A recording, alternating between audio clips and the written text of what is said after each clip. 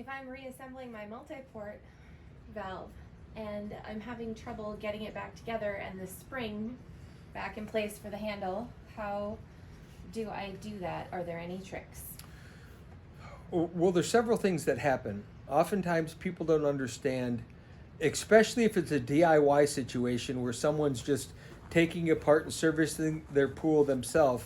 Oftentimes they're not aware of how the system goes back together.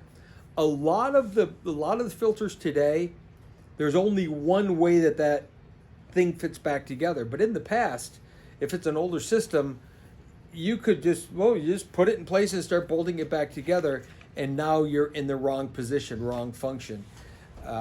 So you have to be really careful in terms of, do I have it in the right position as I'm putting it back together? Number one is, that's probably the biggest mistake I've seen, is people trying to turn it 90 degrees. The whole thing's turned 90 degrees and then they bolt it back together and they wonder why water squirts in every different direction. So that would be the first thing. Make sure it's situated exactly like it's supposed to be. The filter function on that multi-port gasket, on that multi-port valve top, normally points directly at the filter itself. Backwash would be 180 degrees and the opposite, away from the filter. There may be a few filters out there and a few older filters that have some different configuration, but most of them have that. That would be the first thing. Second thing would be, if you're taking and replacing that spring inside the multi-port valve, one of the common mistakes people make, and let me try to explain this in words. You have kind of a cone-shaped plate at the bottom with a stem that sticks up. There's a spring that goes in there. Then you put the lid of the multi-port valve on, and that stem comes up through a hole. There's a gasket there. And then now you have to put the handle on and put a pin through to hold the handle together. It's a whole process of squeezing that all together. I have also seen people do this. They put the handle on backwards and put the pin in.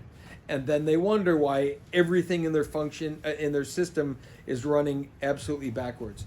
So when you put it back together, you have to make sure that the handle is in the right position with respect to the underside of that cone piece that goes in there. So there's a lot more to it than simply taking apart and putting it back together. My advice would be, not a DIY thing unless you really you understand how the water's flowing and where it's going and what it's doing, so you can mentally go through the process.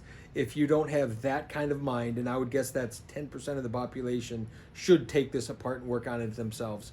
Otherwise, you need to hire a professional who understands the water flow. When it comes out of here, it goes into there to filter. When it comes out of there, it goes back to all of those pieces come into play, and there's a lot of little things that you wouldn't think matter that really matter when it comes to a filter. It's a simple thing, but when it comes to building one, it's not a simple thing.